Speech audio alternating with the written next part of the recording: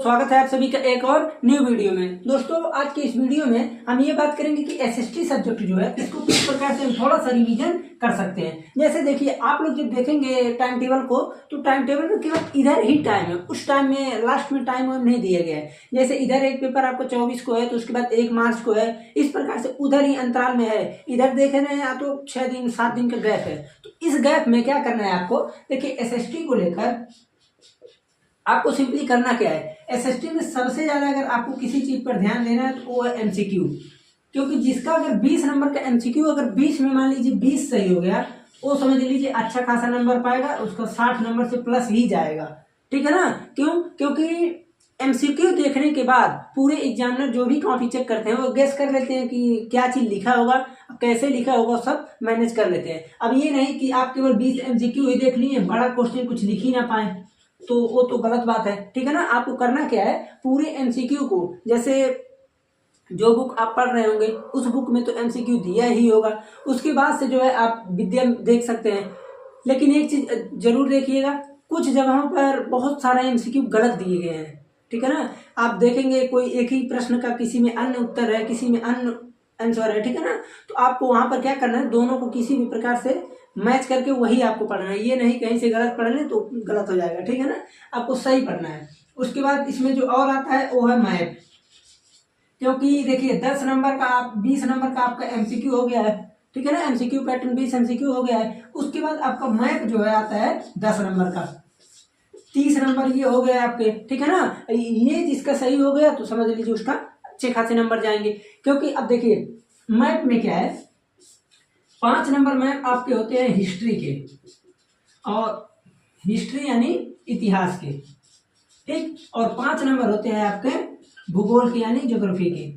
तो आपको करना क्या है, अब जैसे इतिहास में देखिए, इतिहास में हिस्ट्री में जो है आपको पता है कि दूसरा भारत में राष्ट्रवाद, तो भारत में राष्ट्रवाद अगर आप देखेंगे तो इतिहास में आपको विश्व का मैप नहीं पढ़ना है। मैप विश्व का जो पढ़ना था वर्ल्ड मैप वो था क्लास 9th में, वर्ल्ड मैप क्लास 9th में था। तो आपको यहाँ पर क्लास 10th में जो है केवल और केवल भारत का देख रहा है। अब देखिए करना क्या है आपको, हिस्ट्री में जितने जगह क्रांति किए गए हैं, भाई क्रांति जितनी जगह किए गए हैं जो महात्मा गांधी से रिलेटेड थे और जो हुए थे कुछ आंदोलन, उस जगह को आप एकदम अच्छे तरीके से देख लीजिएगा किस जगह है। ठीक है ना। अगर वो चीज आप जान लेते, अब देखिए मैप भी आपको कैसा मिलेगा, आपको मैप केवल और केवल इस प्रकार से जो भी रहेगा ऐसे ही मिलेगा। ठीक है ना। तो केवल और केवल ऐसे मिलेगा जो आपको बाहर बाहर का दिखेगा, अंदर का नहीं दिखने वाला है। ये नहीं कि यहाँ पर उत्तर प्रदेश है, यहाँ बिहार है, यहाँ दिल्ली, ये सब नहीं दिखाएगा। उसमें केवल और केवल ऐसे ही रहेगा। तो आपको इस टाइम जो प्रैक्टिस करना है वो केवल ऐसे ही मैप लेंगे। 1 रुपए का मैप मिलेगा, 10-12 मैप ले लीजिए, पूरे अच्छे खासे से रिवीजन हो जाएगा। आपको करना क्या है, जैसे इतिहास में आप देखें आपको दिखा कि गुजरात, तो गुजरात कहाँ यहाँ है, आप यहाँ पर मैपिंग कर लीजिए। ठीक है ना। वैसे हम किसी एक लेक्चर में अन्य से बता देंगे किस प्रकार से कैसे भरा जाता है। ठीक है ना। वो अलग की बात हो गई, लेकिन आपको करना क्या है, ज्यादा से ज्यादा इस चीज को प्रैक्टिस करनी है। अब उसके बाद देखिए ये तो हो गया इतिहास का। इतिहास में आपको केवल फिर से बता दे रहे हैं भारत का ही पढ़ना है। भारत में जहां जहां क्रांति किए गए हैं वहां का जान लीजिए, कुछ स्टेट को जान लीजिए। स्टेट को तो पूरा जानना ही चाहिए क्योंकि जो भी चीजें स्टेट में ही हुआ है यानी राज्य में।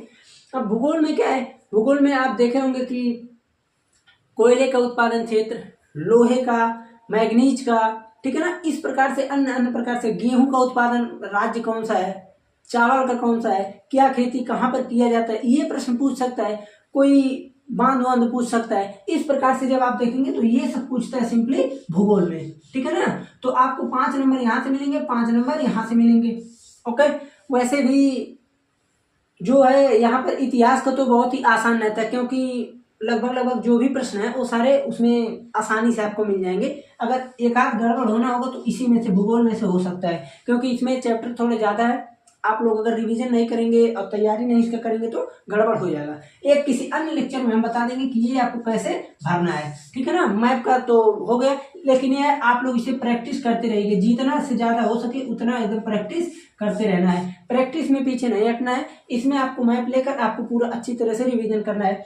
वैसे भी बता दें, इतिहास के मैप में आप देखेंगे तो केवल इतने ही पार्ट में ऊपर ही भरना पड़ता है। ठीक है ना, क्योंकि पूरा आंदोलन क्रांति सब ऊपर ही हुआ है। भूगोल वाले मैप में आपको नीचे इधर साइड होगा, देख लीजिएगा आप लोग मैप को अच्छी तरीके से, ठीक है ना। ये हो गया। एमसीक्यू को देखिए फिर से बता रहे हैं आपको रिवीजन करने के लिए, सिर्फ और सिर्फ जो बुक पढ़े हैं आप लोग उस बुक में बहुत सारे एमसीक्यू होंगे, उसमें अगर नहीं मिलते हैं तो आप विद्या को देख सकते हैं, विद्या में तो भरमार ही होगा एमसीक्यू का, ठीक है ना। वैसे आप लोगों का एमसीक्यू पैटर्न है तो होगा ही होगा, और अगर आपका थ्योरी अच्छे से तैयार है तो एमसीक्यू कर ले जाएंगे, क्योंकि उसी में से एमसीक्यू बनते हैं, ठीक है ना। और अगर और कोई, अब देखिए एक चीज और, जो लॉन्ग क्वेश्चन होते हैं, लॉन्ग क्वेश्चन जैसे 2 नंबर के, 4 नंबर, 5 नंबर, जो यानी बड़े क्वेश्चन होते हैं, आपको करना क्या है, सिंपली देखिए, अगर मान लीजिए 3 नंबर के प्रश्न है, अब कोई चीज पूछा है, तो आपको सिंपली ये करना है कि आप ध्यान ये देना है कि 3 नंबर का अगर प्रश्न है तो थोड़ा हम लॉन्ग लिखिए।